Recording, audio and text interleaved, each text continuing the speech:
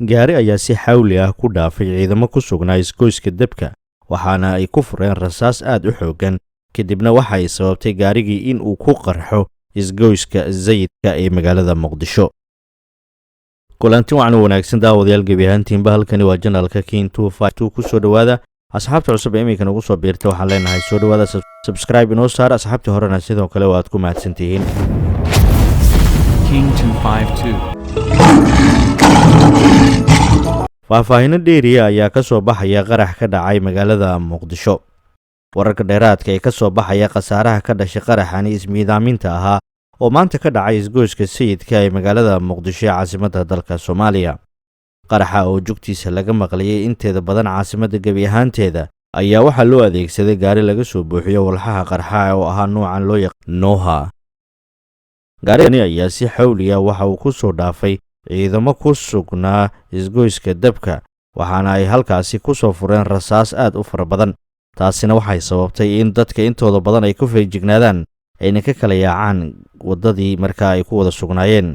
gaariga ayaa ugu dambeyntii waxa uu ku qarxay bar kontarool oo iyadu ah albaabka ugu horeeya ee lagu baaro gawaarida u gudbaya dhanka madaxtooyada ee isgoyska sayidka.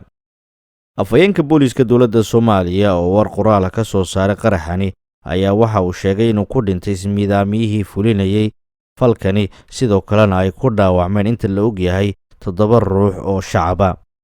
sidoo kale waxa uu tilmaamay in uu geystay qaraxaasi burbur aad u xooggan sida in ay ku burbureen hanti gaaraysa 8 gaari iyo sidoo kale 9 mooto bajaaj oo halkaasi ka agdhawaa in qaraxaasi uu galaaftay ayna ku baaba'een. magaalada muqdisho ayaa maalmahani waxaa ka socota qaraxyo iyo sidoo kale dilal qorshaysan oo loo geysanayo dadka ku dhaqan magaalada muqdisho waxaana ugu dambeysay weerarkii xoogganaa ee ka dhacay hotel Afri. magaalada muqdisho iyo gebi ahaanba dalka ayaa waxa uu ku jiraa xaalad kala guur ah iyadoona shacabka intooda badan ay dhagaha u taagayaan cidda bedeli doonta madaxweynaha iminka talada ka sii degaya Maxamed Cabdulaahi Maxamed Farmaajo. dhanka kalena waxay ishayaan siyaasiyiin oo iyagu dhanka mucaaradka ah oo ay ku jiraan madaxweynayaashii hore ee dalka hore u soo maray oo iyaguna ku doodaya in dowladda waqtigeeda uu dhammaaday sidaan xilka uu ku wareejiyay madaxweyne Farmaajo.